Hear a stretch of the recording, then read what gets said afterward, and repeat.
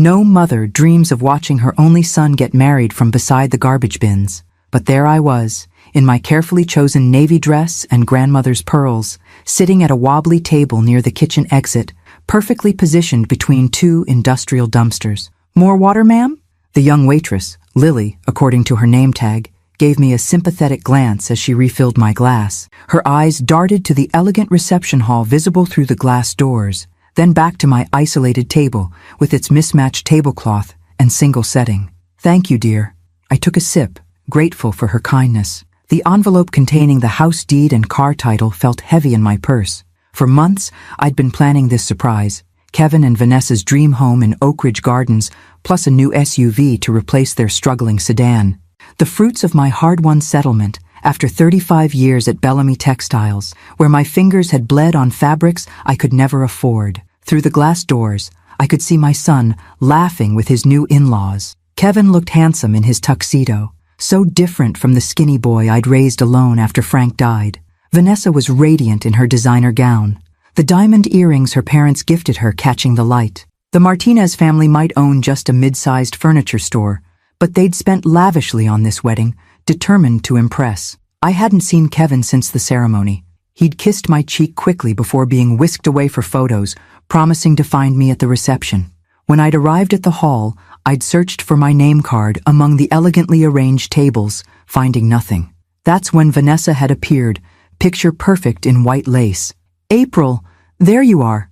Her smile hadn't reached her eyes. "We had a last-minute seating issue. The event coordinator will show you to your table." I'd followed the coordinator outside, confusion turning to humiliation as she'd led me to this makeshift arrangement, hastily set up beside the service entrance. "I'm sorry," she'd muttered, not meeting my eyes. These were my instructions. Now, sitting alone while celebration roared inside, I finally understood what had been happening these past months. The canceled Sunday dinners, the way Vanessa tensed when I mentioned family traditions, how my calls increasingly went to voicemail, the subtle suggestions that perhaps I shouldn't mention my factory days around Vanessa's friends. I'd attributed it to wedding stress, to generational differences, to anything but the truth. My son's wife was ashamed of me. Lily appeared again with a plate of food. "I thought you might be hungry, ma'am." "That's very kind, but I've lost my appetite." I smiled to soften my refusal. "Tell me, Lily, has my son asked about me?" Tall young man, dark hair, blue suit. Her uncomfortable expression told me everything. "No, ma'am, not that I've heard." I nodded, a strange calm settling over me. For 35 years, I'd stood at a sewing machine for 10 hours daily, breathing lint and enduring verbal abuse. I'd lived in a dangerous neighborhood because the rent was cheap, allowing me to save for Kevin's education. I'd gone without medical care, proper food, any semblance of a social life, all so my boy could have better. And now, I was literally seated with the garbage. The revelation struck me not with anger, but with clarity. In my desperate attempt to give Kevin everything, I'd taught him I deserved nothing. I opened my purse and removed the envelope containing the key, deed, and title, symbols of the surprise I'd planned for tonight.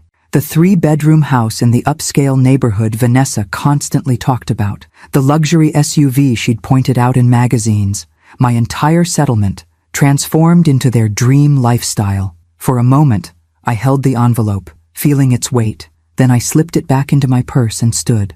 "Leaving so soon?" Lily asked, surprised. "Yes, would you do me a favor? If anyone asks for me..." I paused, knowing nobody would. "Please tell them I wasn't feeling well." "I will, but are you sure you don't want to say goodbye to your son?" Through the glass doors, I could see Kevin raising a champagne flute, laughing at something Carlos Martinez said. He hadn't noticed my absence. "I'm sure." I pressed a $20 bill into her hand. "Thank you for your kindness, Lily." As I walked toward the exit, Vanessa emerged from the ladies' room, freezing when she saw me. "You're leaving?" Her tone suggested relief rather than concern.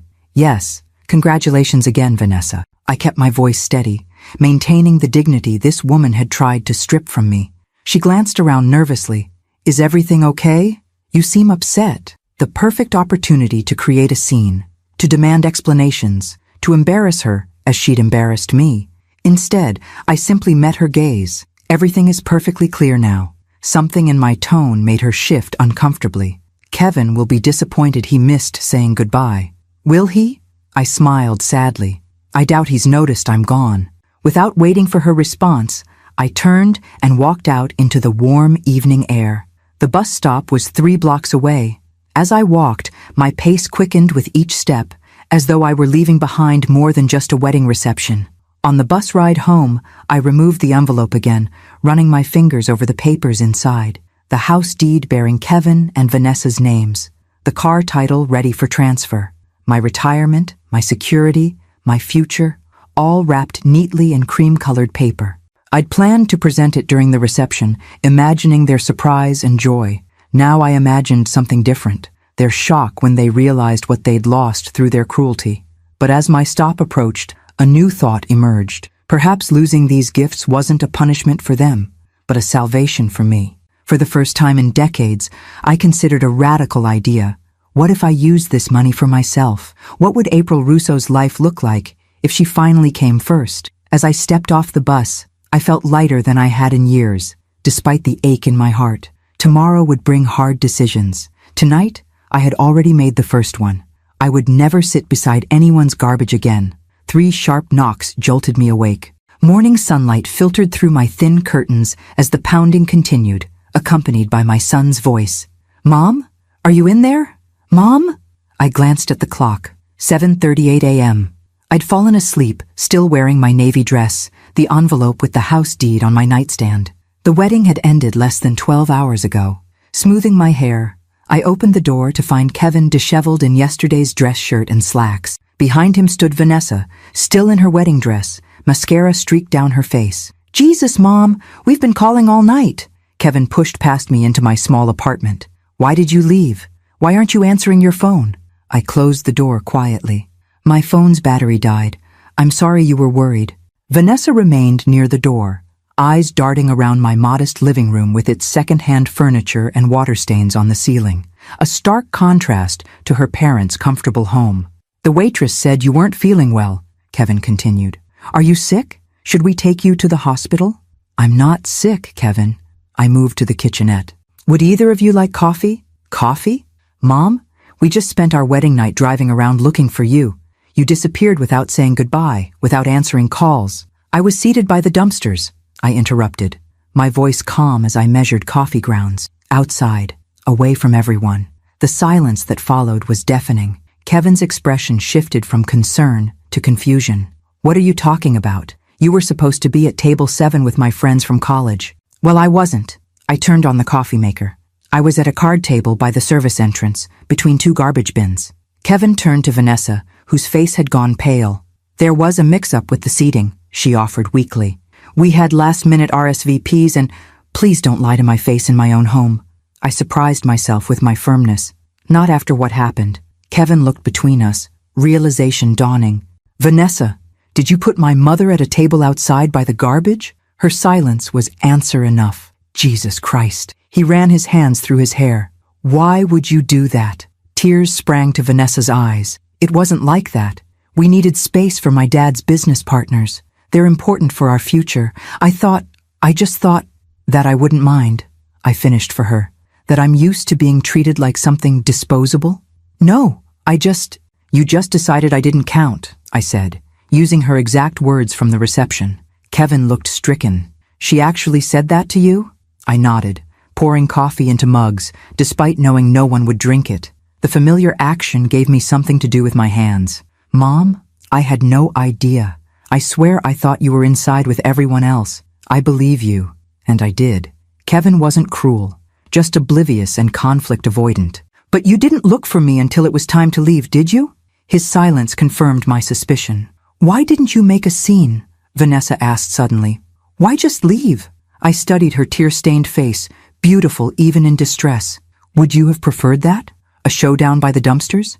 "Of course not, but I chose to leave with my dignity intact, something you didn't think I deserved in the first place." I took a deep breath, which brings me to this.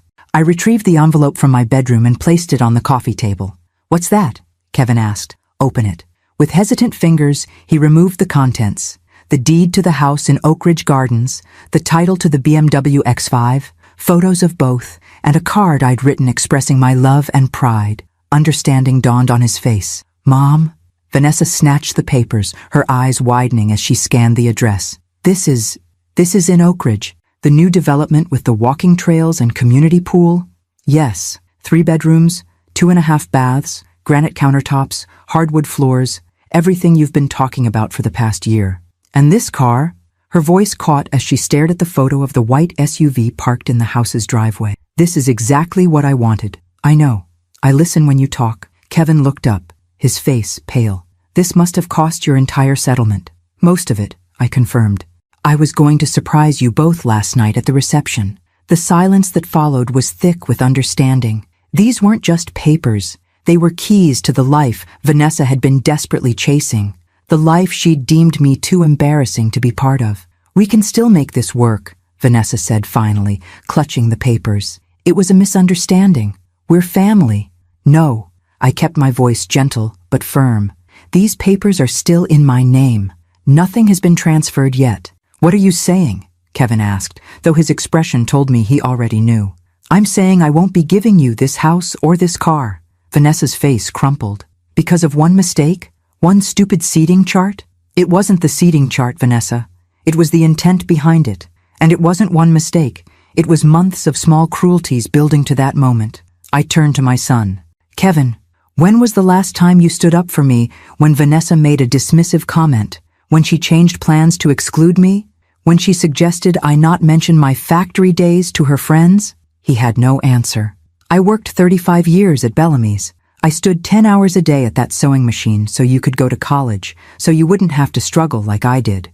I endured a lawsuit that dragged on for years after they fired me for reporting safety violations.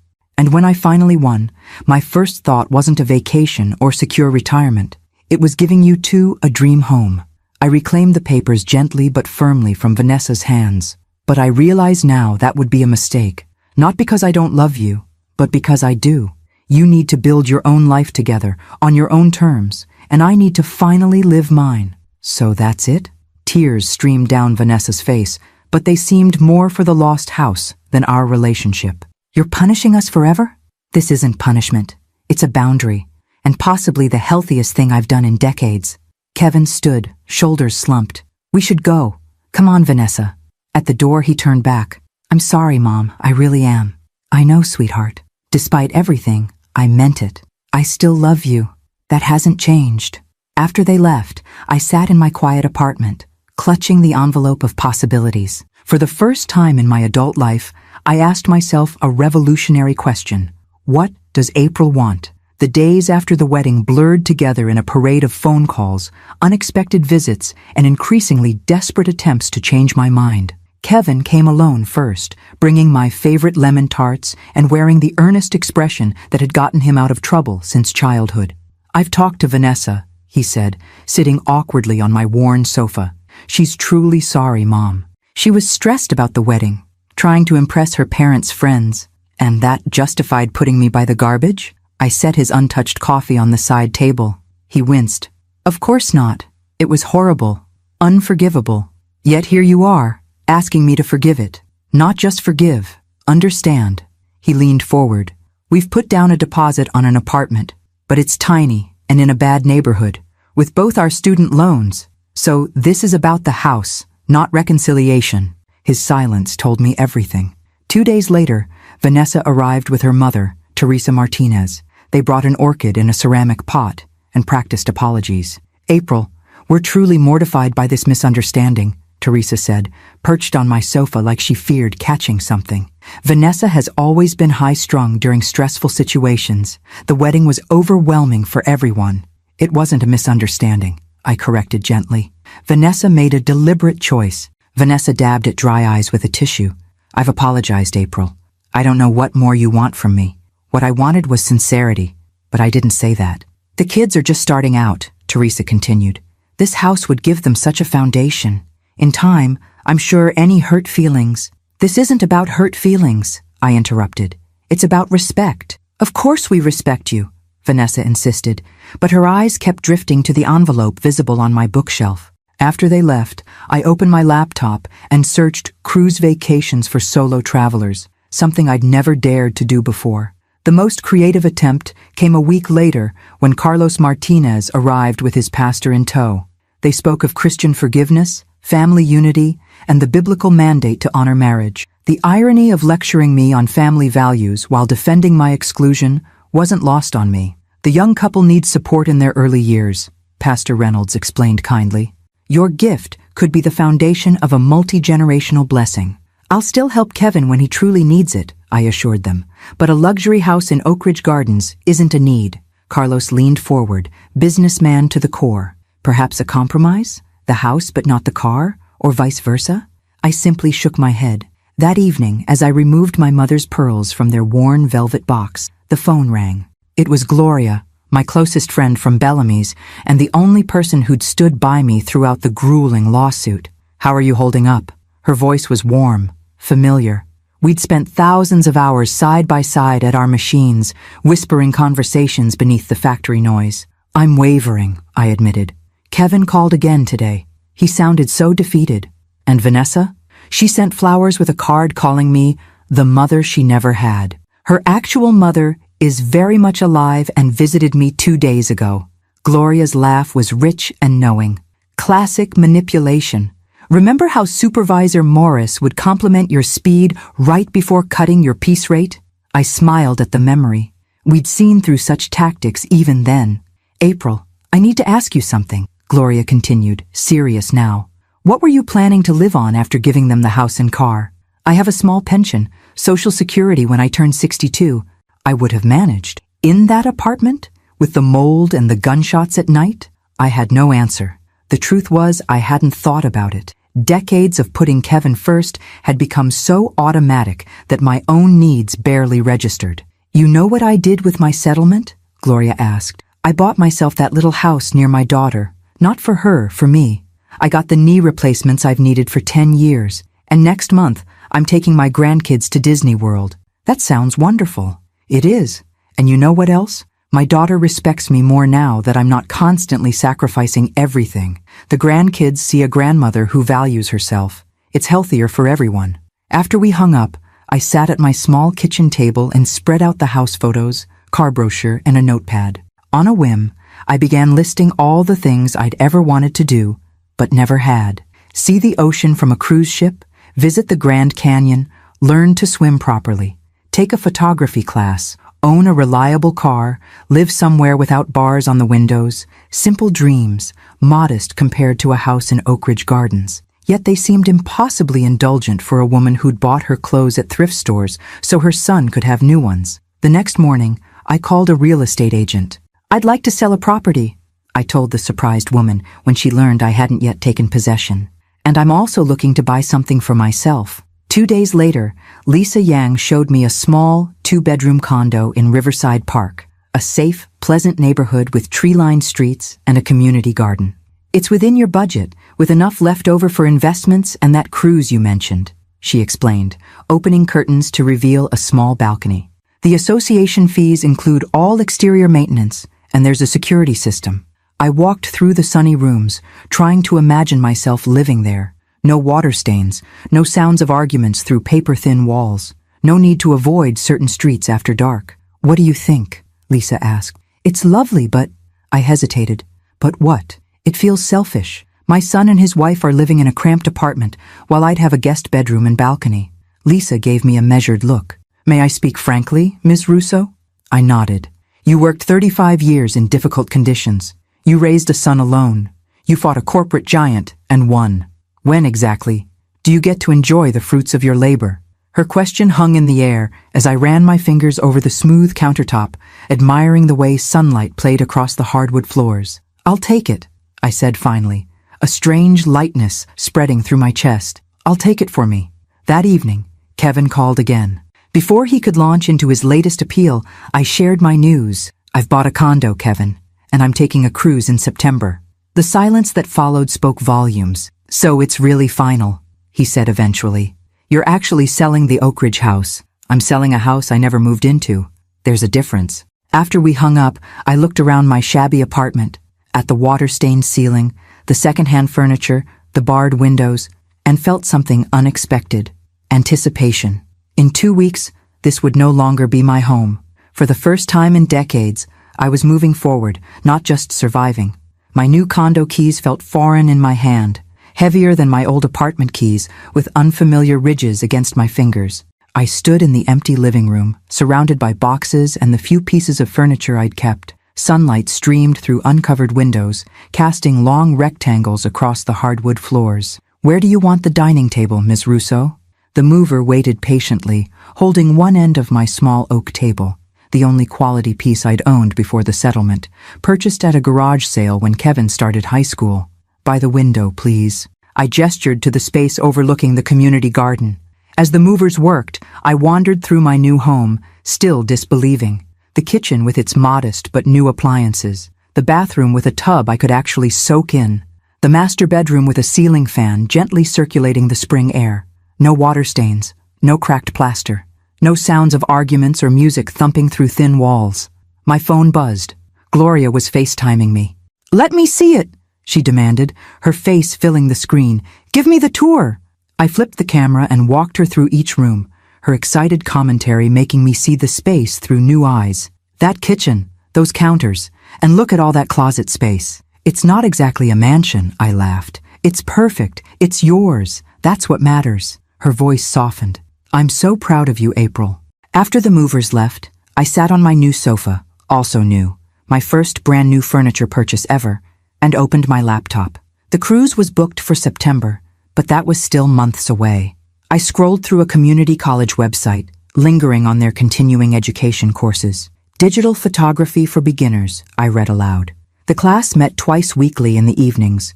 On impulse, I registered and paid the $120 fee without a second thought. Another small act of revolution. The doorbell interrupted my browsing.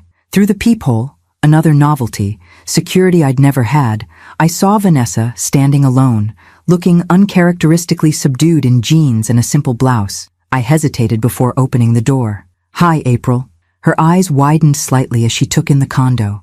"Your new place looks nice." "Thank you. How did you find me?" "Kevin got the address from the real estate agent." She shifted uncomfortably.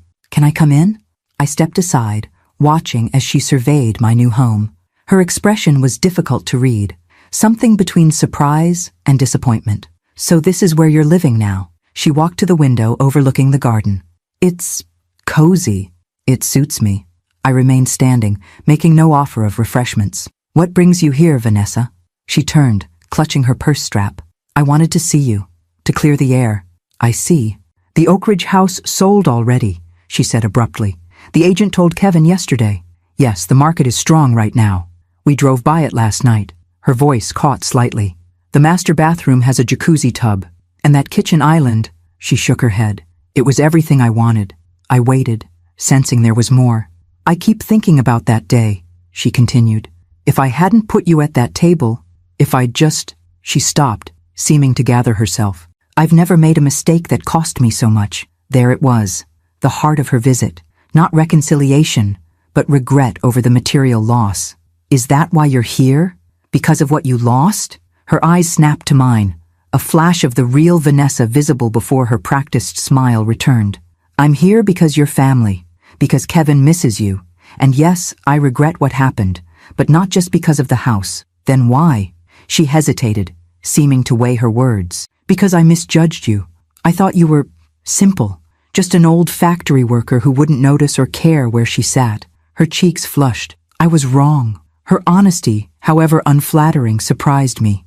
"Yes, you were. My parents never had much," she continued. "Dad's store barely stayed afloat some years. I promised myself I'd have more. The right house, the right car, the right life. When I met Kevin, I thought we wanted the same things. And now? Now we're in a one-bedroom apartment with noisy neighbors and cockroaches." She gave a hollow laugh. "Karma, I guess." Despite everything, I felt a twinge of sympathy. I'd lived most of my life in places like she described. Marriage isn't about where you live, Vanessa. It's about how you treat each other. "Is that why you never remarried after Kevin's father died?" The question caught me off guard. "Partly. I also had a son to raise alone and a demanding job. There wasn't much time for dating." She nodded, glancing around the condo again. "This really is nice, April. You deserve it." For the first time, her words seemed genuine. "Thank you." After an awkward silence, she moved toward the door. "Well, I should go. Kevin doesn't know I came. He'd probably be mad. Are things difficult between you two? She paused, hand on the doorknob. He looks at me differently now, like he's seeing something he doesn't like. I had no comfort to offer, that wouldn't be a lie. Marriage takes work, I said finally, and honesty. After she left, I returned to my laptop, slightly shaken by the visit. Had it been a genuine attempt at reconciliation, or just another strategy to access the money? Perhaps a bit of both. Later that evening, as I unpacked kitchen boxes, my phone rang. It was Kevin. Hi, Mom. How's the new place? It's wonderful. I'm just getting settled. That's good. He paused. Vanessa told me she visited you today. Yes, she did. That was her idea, not mine. His tone was defensive. I told her to give you space. It's all right. It was an interesting conversation. What did she want? His suspicion spoke volumes about their current relationship. To see the condo. To talk. He sighed heavily. We've been fighting a lot. About money, about the wedding, about everything. I set down the mug I was unwrapping. I'm sorry to hear that. Yeah. Another pause. I've been thinking about what you said, about building our own life. You're right. I've always taken the easy path, letting you sacrifice for me, then letting Vanessa make decisions I should have questioned. His self-awareness surprised me. That's very insightful, Kevin. I'm trying to be better, more honest with myself. His voice softened. I miss you, Mom. I miss you too. Could I come see your new place sometime? Just me? Of course. How about dinner this Sunday? After we hung up, I continued unpacking, each item finding its place in my new home. The factory settlement check had changed everything, not just materially, but in how I viewed myself and my relationships. As night fell, I sat on my small balcony, listening to the gentle sounds of my new neighborhood. No sirens, no shouting, just the rustle of leaves and distant conversation. To new beginnings, I whispered, raising my teacup to the stars. For the first time in decades, I was truly excited about tomorrow. Aperture controls how much light enters the camera, explained Professor Ramirez, adjusting the settings on the demonstration model. Think of it like your pupils. In dim light, they dilate. A wider aperture. In bright light, they contract. A smaller aperture. I adjusted the dial on my new camera. Not expensive, but far from the disposable ones I'd used for Kevin's childhood photos.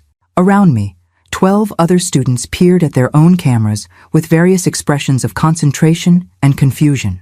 6 weeks had passed since I moved into my condo, and 3 since I'd started this photography course. Every Tuesday and Thursday evening, I drove my newly purchased used Camry, practical, reliable, and mine, to the community college campus. Now, aperture also affects your depth of field, the professor continued. A wide aperture gives you that beautiful blurred background professional photos have. A narrow aperture keeps more in focus. I dutifully took notes, determined to understand. Learning something new at 61 was both exhilarating and humbling. My fingers, nimble from decades of sewing, sometimes fumbled with the small camera buttons. My mind, sharp with life experience, occasionally struggled with new terminology. But I persisted. This wasn't for Kevin, or a job, or anyone else. This was for me. After class, I lingered in the parking lot, practicing with my camera in the golden evening light. A row of flowering cherry trees caught my attention, their pink blossoms luminous against the darkening sky. I adjusted the aperture as we'd learned, carefully framing the nearest tree with a distant office building blurred behind it. The result on my screen delighted me. My first truly intentional photograph. That's really good, said a voice behind me. I turned to find Gloria, smiling broadly. She'd driven across town to surprise me after class. What do you think? I showed her my camera screen. I think you found your next career, she laughed, linking her arm through mine.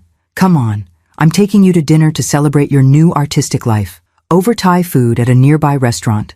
Another first.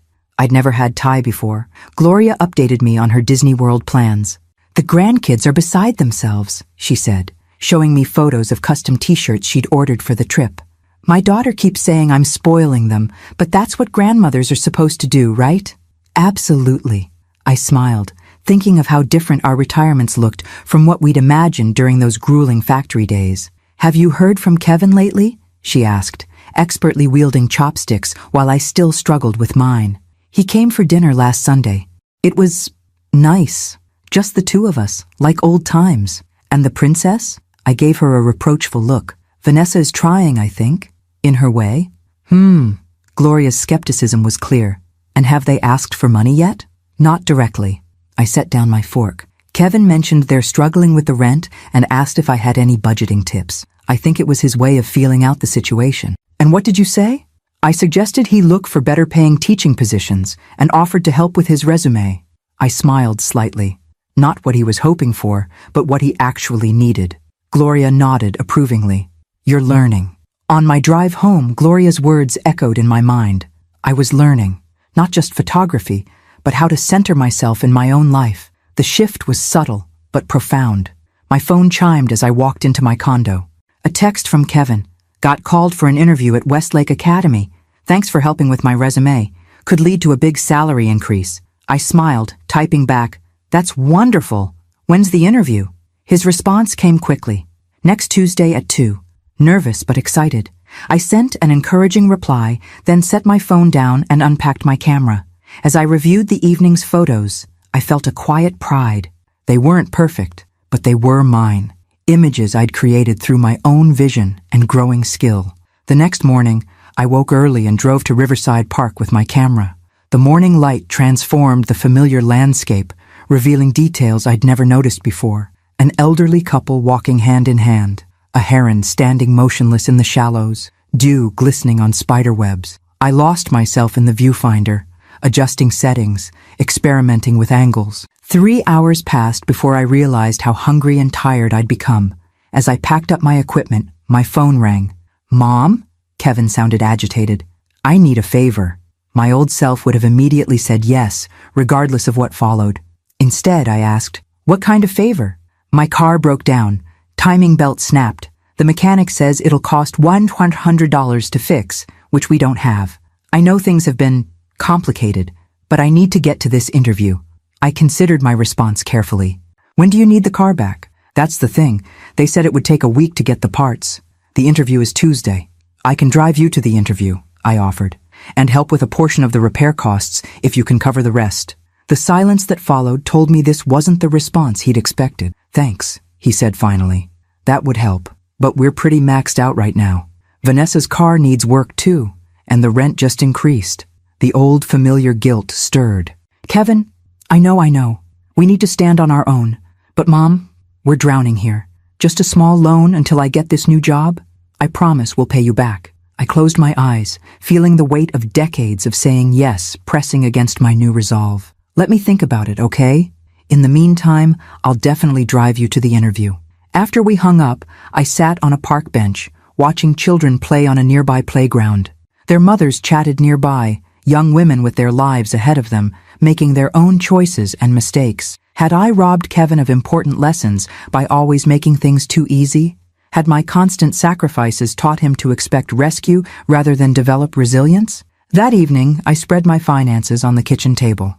The condo had cost less than the Oak Ridge house, leaving me with a comfortable cushion after the cruise and car purchase. I could afford to help Kevin. The question was whether I should.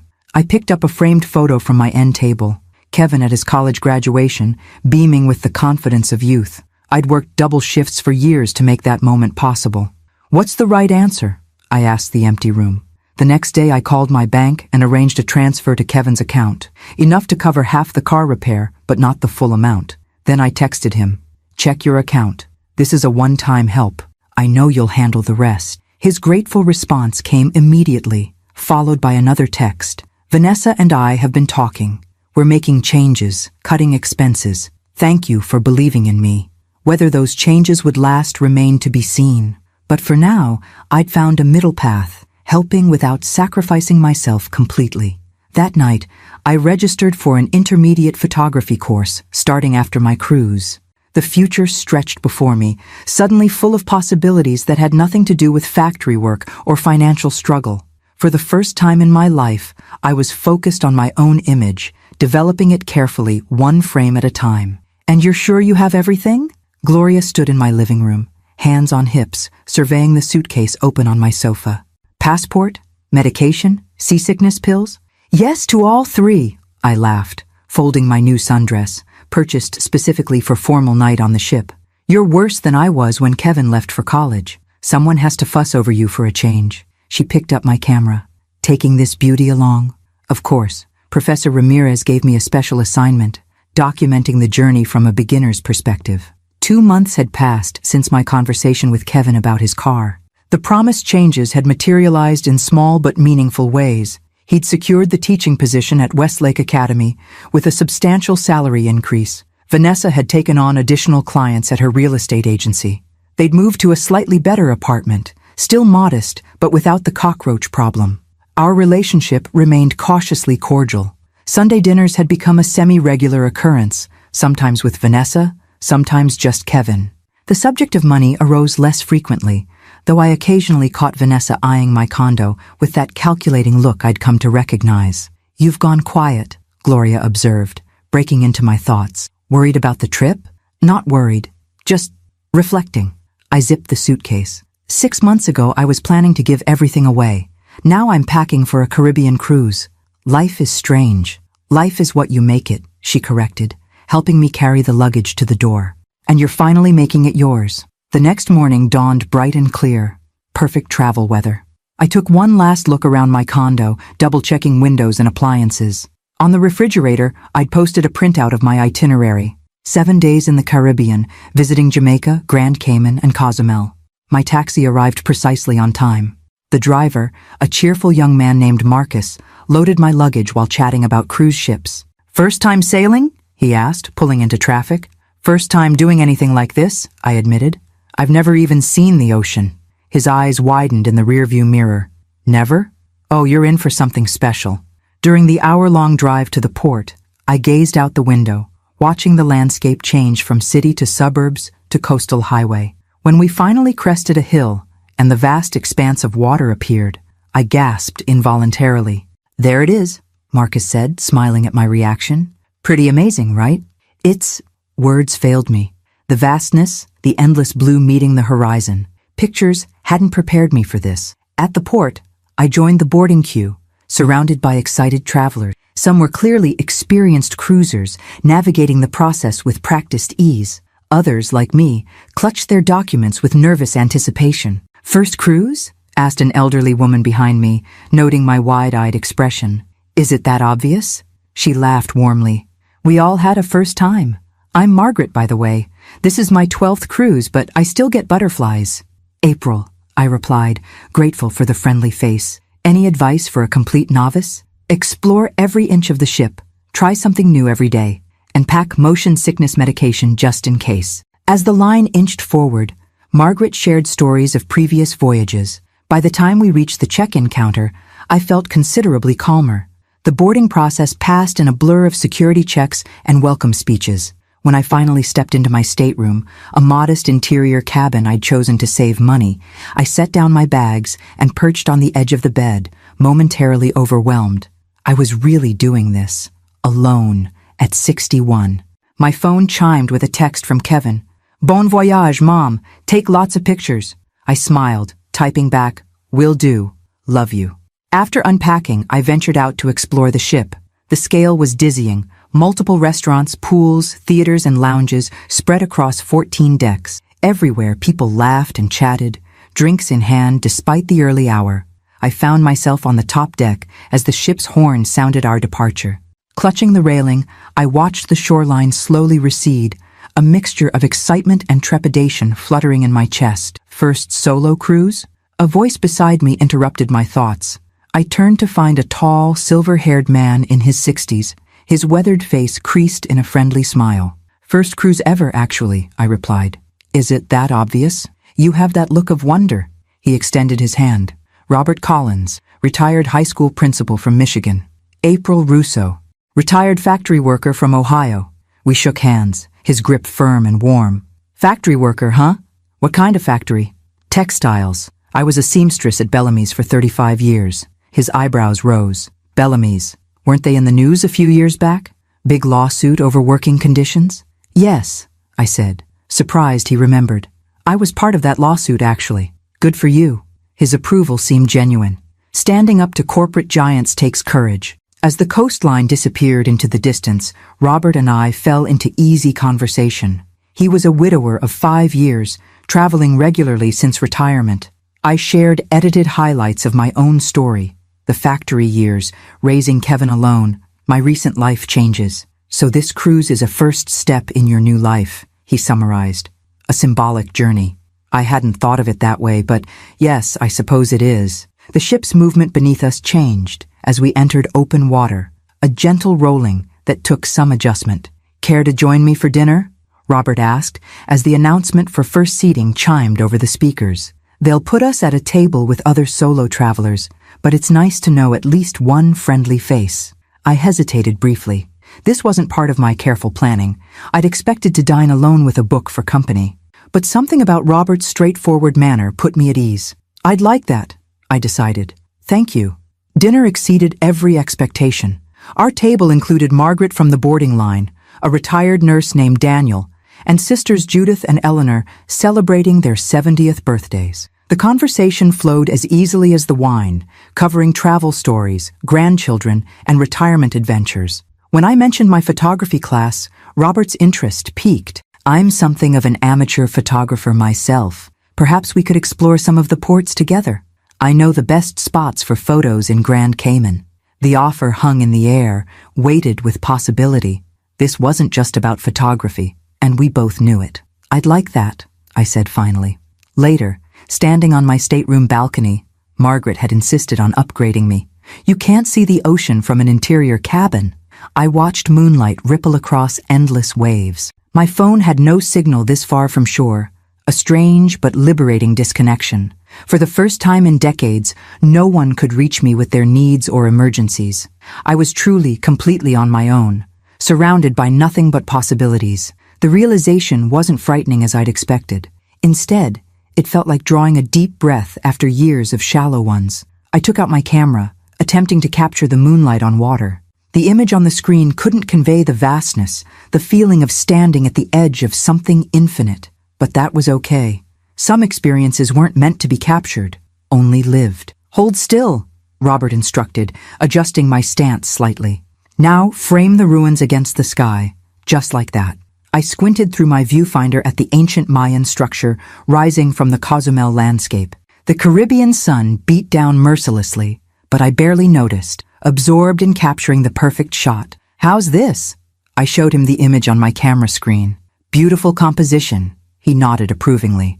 "You've got a natural eye, April." 4 days into the cruise, Robert and I had fallen into an easy companionship.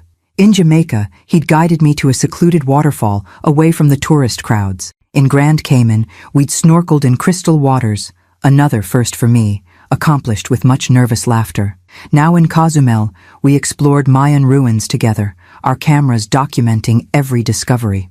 "Hard to believe this is our last port," I said, wiping perspiration from my forehead. "Tomorrow we're at sea, then back to reality." Reality. Robert tested the word like an unfamiliar flavor. "You know, I spent 40 years in education, believing retirement would be the epilogue of my life. Turns out, it's more like a whole new book." I nodded, understanding completely. "I'm still figuring out what my new chapters look like." "Well, your photography could certainly be one of them." He gestured toward my camera. "You've captured things I've walked past a dozen times without noticing." His compliment warmed me more than the Mexican sun. Throughout my life, I'd been valued primarily for what I could do for others. Sew garments, raise my son, provide financial support. Being appreciated simply for how I saw the world felt revolutionary. "Let's get out of this heat," Robert suggested. "There's a little cafe near the port with the best horchata you've ever tasted." In the cafe's blessed air conditioning, we reviewed our photos while sipping sweet, cinnamony drinks. Robert's were technically superior, his years of experience evident in every perfectly exposed image. But mine had something different, an untrained freshness that captured feeling over technical perfection. "You should consider showing these somewhere," he said, scrolling through my Jamaica waterfall series. "A local gallery or cafe exhibition." I laughed. "Aren't you getting ahead of yourself? I've taken exactly one photography class. Art isn't about credentials, April. It's about seeing and sharing. These photographs tell stories." His seriousness gave me pause. Throughout the cruise, Robert had been generous with photography tips, patient with my novice questions. But this was different. He was treating my work with genuine respect. Maybe when I finish the intermediate class, I conceded. If Professor Ramirez thinks they're good enough. Robert checked his watch. We should head back if we want to make the all-aboard time. On the shuttle to the ship, a comfortable silence fell between us. I watched the colorful buildings of San Miguel pass by, mentally composing photographs I no longer had time to take. I've been thinking, Robert said suddenly. I'm driving down to Florida next month. The Everglades are spectacular for wildlife photography. You might consider joining me. The invitation hung in the air, weighted with unspoken possibilities. This wasn't just about photography. That's a generous offer, I said carefully. Just something to consider. His tone was deliberately casual. No pressure. Back on board, we parted to prepare for the captain's farewell dinner. In my stateroom, I studied my reflection in the bathroom mirror. The woman looking back at me had changed subtly but significantly over the week. Her skin sun-kissed, her eyes brighter, her smile coming more readily. I put on the navy dress I'd worn to Kevin's wedding, now paired with a colorful scarf purchased in Jamaica. The combination transformed both the dress and how I felt wearing it. At dinner, our table companions had become something like friends. Margaret regaled us with plans for her next cruise. Daniel shared photos of his grandchildren back home. The birthday sisters debated their next adventure. Alaska, declared Judith firmly. I want to see the northern lights before I die. Too cold, countered Eleanor. I vote for Greece. Why not both? I suggested, surprising myself with my boldness. Robert smiled at me across the table, a private acknowledgement of how far I'd come from the hesitant woman who'd boarded the ship a week ago. After dinner, we strolled the promenade deck, watching stars emerge above the dark water. The ship's movements had become familiar, almost comforting. Will you miss this? Robert asked. Everything, I admitted. The freedom, the discovery, even the tiny shower in my stateroom. He laughed. The cruising bug bites hard. Fair warning. One trip is never enough. We reached a quiet section of the deck, pausing at the railing. Below us, the ship's wake created luminous patterns in the dark water. April, Robert began, his tone more serious. I've enjoyed our time together immensely. So have I. I don't want to presume, but... He hesitated, suddenly less assured than the confident guide who'd shepherded me through 3 countries. I'd like to stay in touch after tomorrow.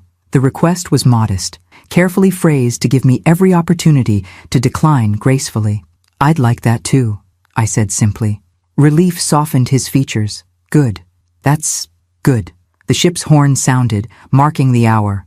Around us, other passengers began drifting toward the theater for the final show. We should probably join them, I suggested, though part of me preferred to remain in this moment. Probably, he agreed, making no move to leave. Instead, with a gentleness that nearly undid me, he took my hand. His palm was warm against mine, slightly calloused from camera equipment and years of living. When I didn't pull away, he interlaced our fingers, the gesture both innocent and profoundly intimate. We stood that way for several minutes, watching the ocean slide past, connected by this simple touch that somehow contained worlds of possibility. The disembarkation process the next morning was chaotic and bittersweet. Robert helped me navigate the customs lines, carrying my heavier bag despite my protests. My mother raised me better than to let a lady struggle with luggage, he insisted with mock solemnity. This lady managed factory equipment for decades, I countered. I'm stronger than I look. Of that, April Russo, I have absolutely no doubt. In the terminal, surrounded by passengers searching for transportation, we faced the awkward moment of parting. So, he began. So, I echoed. I'll call you when I get home? Maybe we can talk more about that Everglades trip? I'd like that. He hesitated, then leaned forward to kiss my cheek, a gesture both old-fashioned and deeply touching. Safe travels, April. You too, Robert. As my taxi pulled away, I watched his figure grow smaller in the rear window. Something expanded in my chest, not the pain of separation, but a curious lightness. Whatever happened next between us was unwritten, full of possibility rather than obligation. My phone buzzed as it reconnected to cellular service. Texts from Kevin, Gloria, even Vanessa filled the screen. Questions about the trip, updates on their lives, reminders of the world waiting for me. But for the first time, that world felt less like a wait and more like a choice. A place I was returning to on my own terms, carrying new perspectives and possibilities with me. The ocean had changed me, just as Margaret had predicted that first day. I was still April Russo, still a mother, still an ex-factory worker, but I was also becoming someone new. A photographer, a traveler, possibly even a woman who held hands with silver-haired former principals under starlit skies. My condo felt simultaneously familiar and strange after a week at sea, like a beloved sweater that no longer quite fits. I wandered from room to room, reacquainting myself with the space I'd been so proud to purchase. The silence felt oppressive after days of constant ocean sounds and shipboard activity. The blinking light on my answering machine showed 3 messages. I pressed play while unpacking. April, it's Gloria. Call me the minute you get back. I want every detail, especially about that photography buddy you mentioned in your texts. I smiled, sorting laundry into piles. The second message was from Kevin. Hey Mom, hope you had an amazing trip. Vanessa and I would love to take you to dinner this weekend to hear all about it. We have some news to share too. Call me when you can. The third made me freeze. Mrs. Russo, this is Patricia Winters from Bellamy Textiles Legal Department. We're reaching out to all settlement recipients regarding a follow-up matter. Please call our office at your earliest convenience. Bellamy's? After all this time? The lawsuit had been settled over 8 months ago, the company's appeals exhausted, the payments distributed. What possible follow-up could there be? I pushed the concern aside temporarily, focusing on unpacking and laundry. My phone chimed with a text from Robert. Made it home safely. Missing the ocean and my photography companion already. Call when you're settled? Warmth spread through my chest as I typed back, just unpacking. We'll call tonight. I called Gloria first, enduring her good-natured interrogation about Robert with as much dignity as possible. So you spent 3 days exploring ports with him, had dinner together every night, and he kissed you goodbye? She summarized, barely containing her excitement. On the cheek, Gloria. It was hardly passionate. At our age, a kiss on the cheek is passionate, she laughed. Is he handsome? I considered the question. Robert wasn't conventionally handsome, his nose slightly too large, his hair thinning on top, but his eyes crinkled warmly when he smiled, and he carried himself with quiet confidence. He's distinguished, I settled on. Distinguished, Gloria repeated, clearly amused. And he's invited you to Florida? For photography, I emphasized. The Everglades have incredible wildlife. And I'm sure that's the only wildlife he's interested in. Gloria! I felt my cheeks warm despite being alone in my apartment. After promising to show her my cruise photos soon, I called Kevin. Mom, welcome back. His enthusiasm seemed genuine. How was it? Wonderful. Better than I imagined. I have so many stories and photographs to share. Great. Can we do dinner Saturday? Vanessa's parents are coming too. We have some big news. A flutter of anxiety disrupted my post-vacation calm. Big news? Nothing bad, he assured me quickly. Actually, it's really good, but we want to tell everyone together. I agreed to Saturday dinner, then hesitated before asking, Kevin, did Bellamy's contact you recently? No. Should they have? I'm not sure. I had a message from their legal department. Probably just paperwork, he suggested. But call them back, and let me know if there's any problem. After we hung up, I stared at the number from the Bellamy message. Taking a deep breath, I dialed. Bellamy Textiles Legal Department. This is April Russo, returning Patricia Winters' call. One moment, Mrs. Russo. After a brief hold, a crisp female voice came on the line. Mrs. Russo, thank you for returning my call. I'm reaching out regarding our recent review of settlement distributions. My stomach tightened. What about them? Our auditors have discovered a calculation error that affected several recipients, including yourself. She paused. In simple terms, you were underpaid. Underpaid? I repeated, confused. Yes. Based on your years of service and overtime records, you should have received an additional $42,500. I sat down abruptly. That can't be right. I assure you, we've triple-checked the figures. The company is preparing supplemental payments to affected workers. We'll need updated banking information to process your payment. Suspicion replaced shock. After years of Bellamy's fighting every aspect of the lawsuit, this sudden generosity seemed implausible. I'd like to consult my attorney before proceeding, I said carefully. Of course, please do so promptly. There's a deadline for processing these adjustments. After hanging up, I immediately called Martin Goldberg, the lawyer who'd represented us in the class action. April, good to hear from you. How are things? I explained the call, my skepticism evident. You're right to be cautious, Martin said, his tone sharpening. This is the first I'm hearing of any calculation errors. Let me make some calls and get back to you. He called back within the hour. I've spoken with Bellamy's chief counsel. This is legitimate, April. Several workers' overtime records were incorrectly calculated in the final settlement. The error was discovered during a routine audit. So this is real? They actually owe me more money? Yes. I've reviewed the figures myself. The amount they quoted is correct. After providing my updated banking information through proper channels, I sat on my balcony, processing this unexpected development. Another $42,500, nearly half of what I'd already received. Money that would further secure my retirement, fund more travel, perhaps even allow for those photography exhibitions Robert had encouraged me to consider.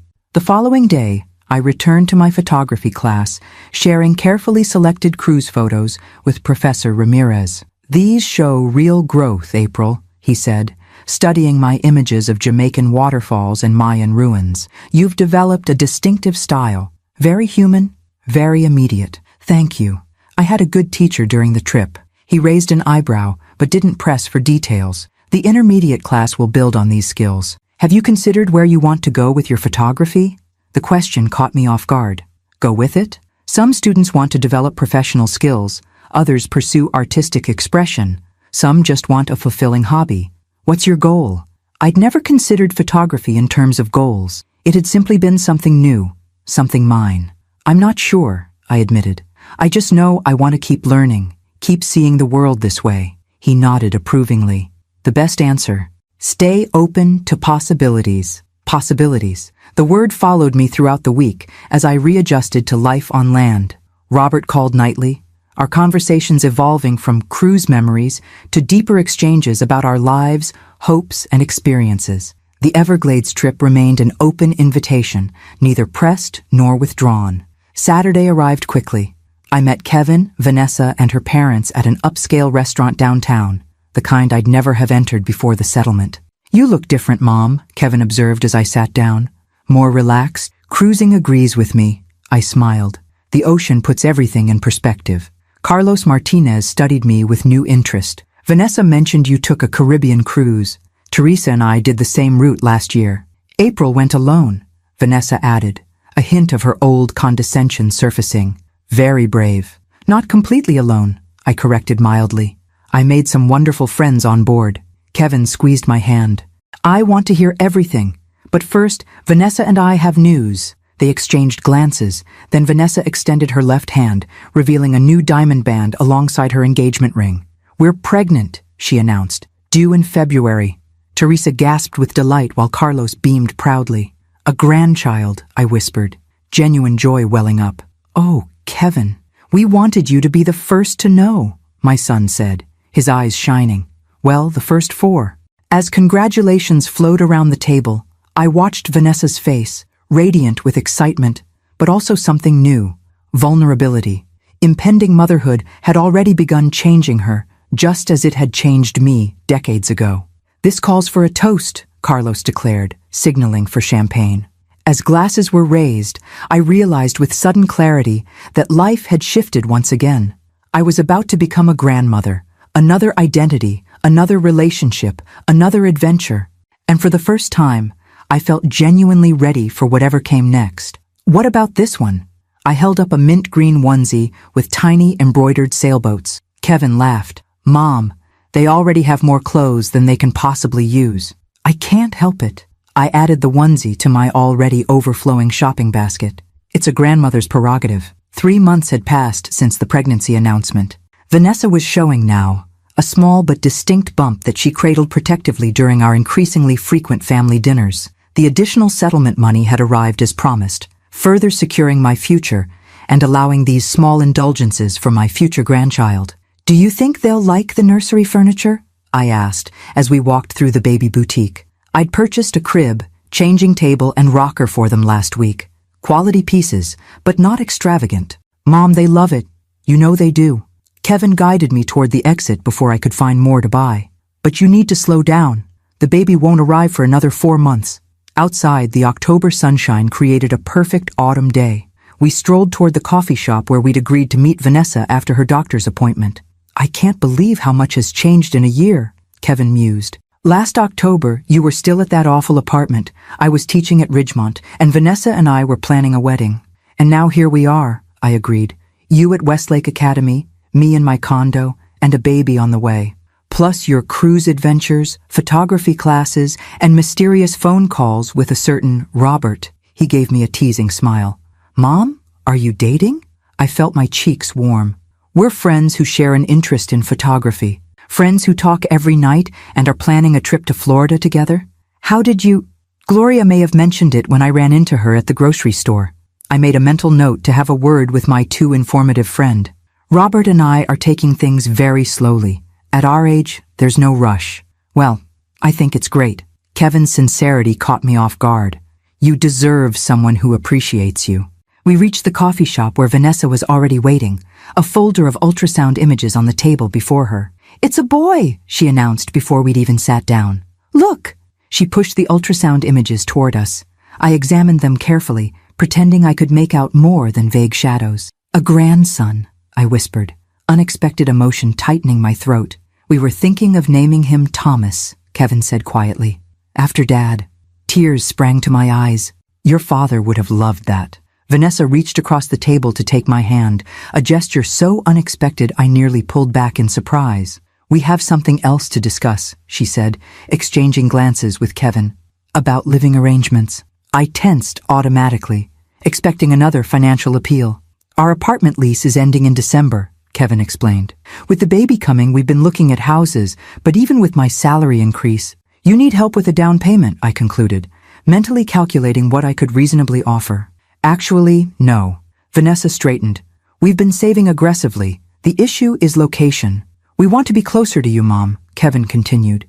The houses in our price range are across town, at least 30 minutes away. So we had another idea, Vanessa said, her voice uncharacteristically hesitant. The unit below yours, 2B, is coming available next month. We wondered if you'd be uncomfortable with us living in the same building?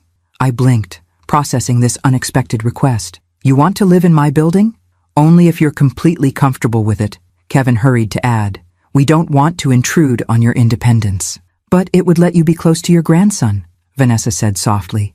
And frankly, we could use the help once he arrives. I studied Vanessa's face, searching for the calculating woman who'd seated me by the dumpsters. Instead, I found someone different, still proud, still ambitious, but somehow humbled by impending motherhood.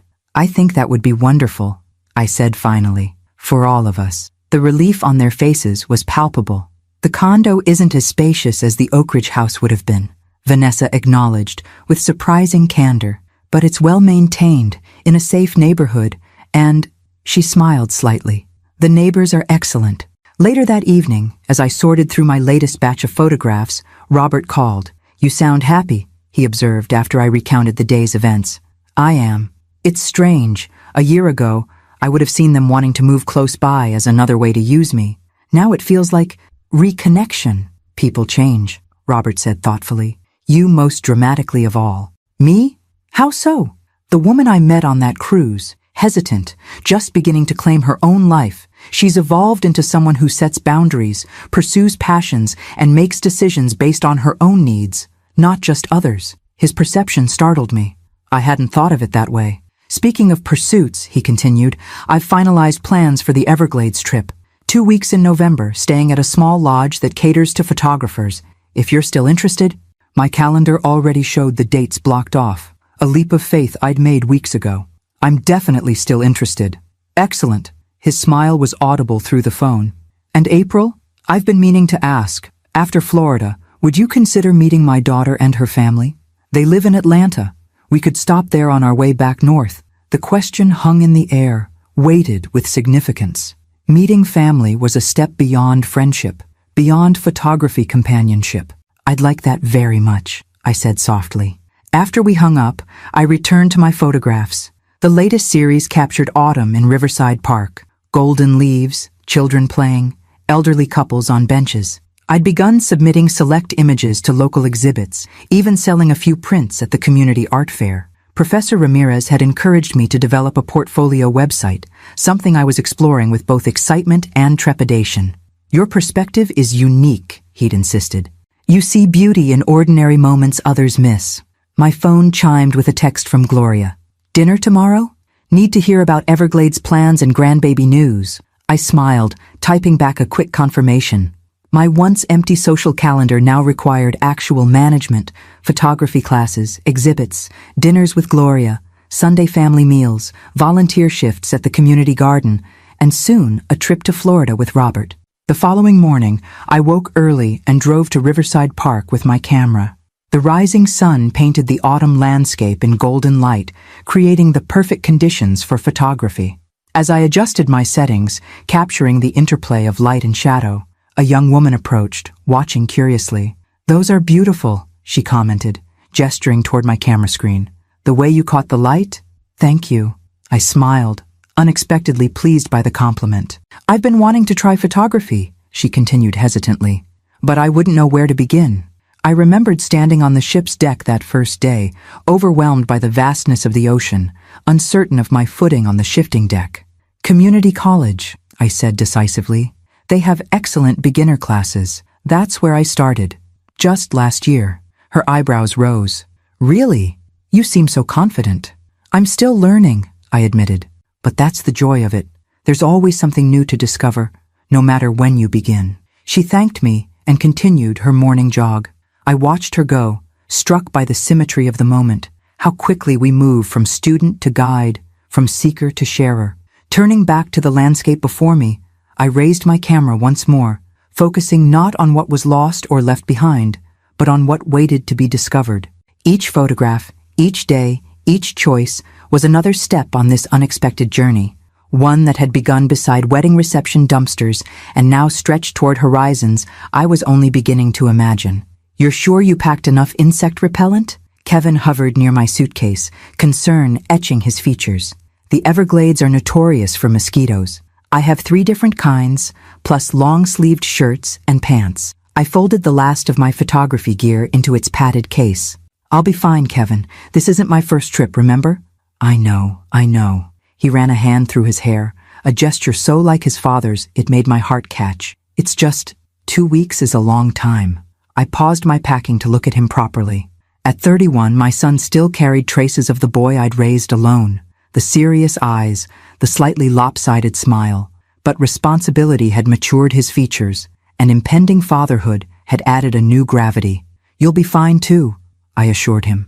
"The condo downstairs will be ready when I get back, and I'm only a phone call away if you need anything." "It's not that." He sat on the edge of my bed. "It's just strange.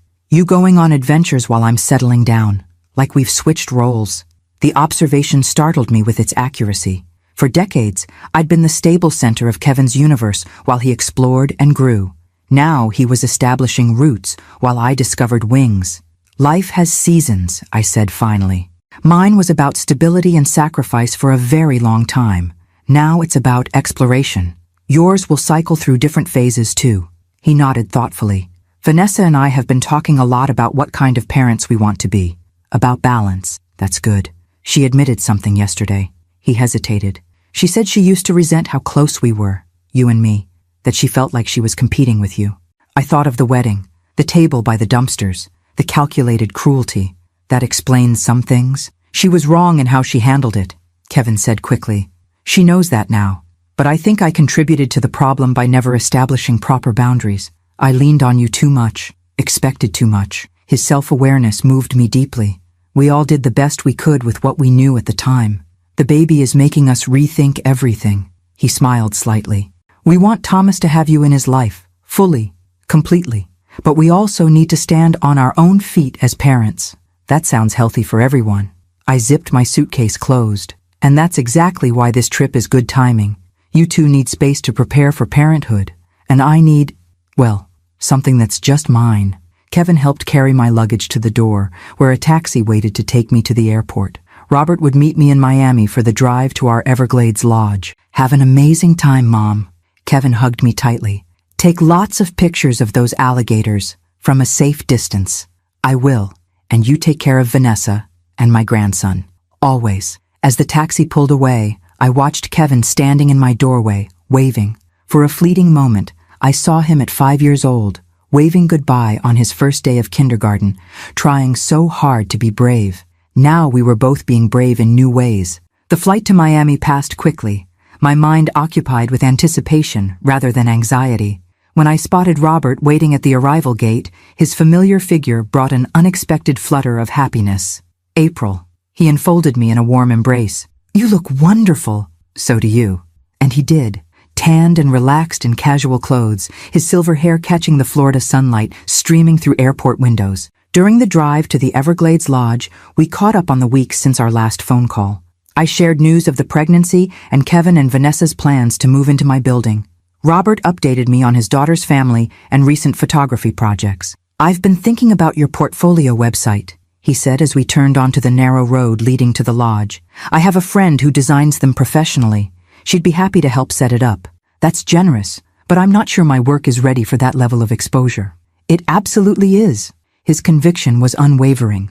"But no pressure, just something to consider."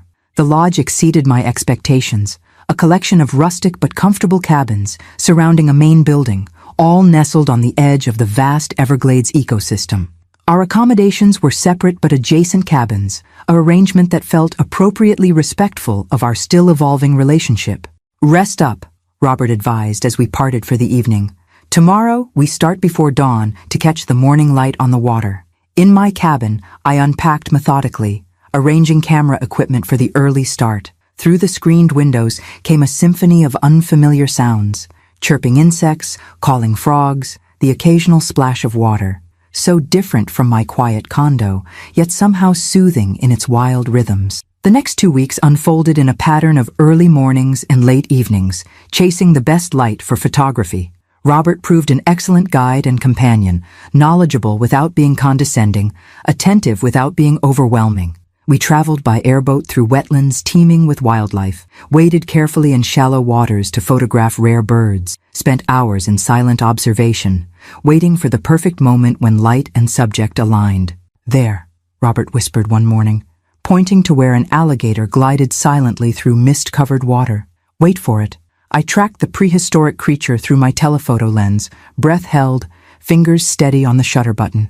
When the rising sun broke through the cypress trees, illuminating the scene in golden light, I captured a series of images that would become my most successful to date. But the Everglades trip offered more than just photographic opportunities. In the evenings, gathered with other photographers in the lodge's common room, Robert and I shared meals, stories, and gradually, more personal confidences. "I was married for 38 years, he told me on our 5th night, as we sat on the lodge's screened porch after dinner. "Catherine was diagnosed with ALS 3 years after I retired. We'd had such plans, travel, grandchildren, growing old together." He sipped his coffee. "Instead, I became her caregiver until the end." "I'm sorry," I said softly. "That must have been incredibly difficult. The hardest thing I've ever done, but also the most important." His eyes held mine in the dim porch light. "She made me promise not to disappear into grief afterward. See the world for both of us," she said. "Is that why you travel so much?" He nodded. "Initially, yes. It was a way of honoring her.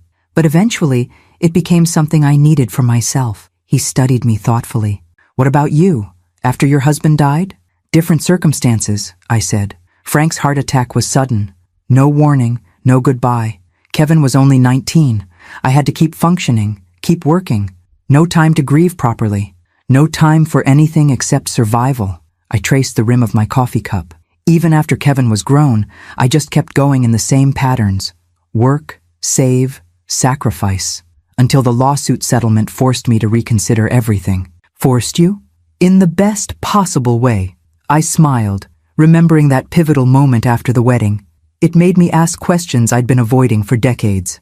Like what? Like, who am I when I'm not defined by what I do for others? What do I want from this one precious life? Robert's hand found mine in the darkness, his palm warm and slightly rough against my fingers. "And have you found answers?" "Some." I turned my hand to intertwine our fingers. "I'm still discovering others." On our last day in the Everglades, we visited a remote observation platform at sunset. The vast wetland stretched before us, painted in shades of gold and crimson as the sun descended. "Beautiful, isn't it?" Robert stood beside me, his camera momentarily forgotten. Beyond words. I lowered my own camera, wanting to experience the moment directly, not through a viewfinder. "April." His voice carried a new note that made me turn toward him. These 2 weeks have been significant for me. For me too. I'm not sure what happens next, he admitted. We live in different states. We have established lives, families. But I'd like to explore possibilities, if you're willing. The setting sun caught his profile, highlighting the strength in his features, the kindness in his eyes. Here was a man who understood loss, renewal, the preciousness of time, who saw me clearly and valued what he saw. I'm willing, I said simply, taking his hand once more. As darkness fell over the Everglades, we stood together in comfortable silence, watching stars emerge in the vast Florida sky. Tomorrow we would drive to Atlanta to meet his daughter's family, then return to our separate homes. The future held questions without easy answers, logistics, compromises, adjustments. But standing there in the gathering darkness, I felt no anxiety about the uncertainties ahead. Life had taught me that the most beautiful journeys rarely follow predictable paths. I thought of the long road that had brought me here, from a factory floor to a wedding reception's dumpsters to this magical wilderness, from a woman who gave everything away to one who had finally learned to claim her share of life's abundance. Whatever came next would be another chapter in this unexpected story, one I was finally writing for myself, in my own hand, one day at a time. In the golden light of possibility, that was more than enough.